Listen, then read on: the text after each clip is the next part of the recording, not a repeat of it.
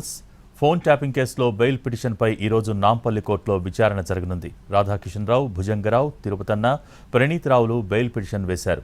ఈ బెయిల్ పిటిషన్స్పై పోలీసులు కౌంటర్ దాఖలు చేశారు. కేసు విచారణ జరుగుతుందని, బెయిల్ ఇవ్వొద్దని పోలీసులు కౌంటర్లో పేర్కొన్నారు. బెయిల్ ఇస్తే నిందితులు సాక్షులను ప్రభావితం చేస్తారు అన్నది పోలీసుల వాదన.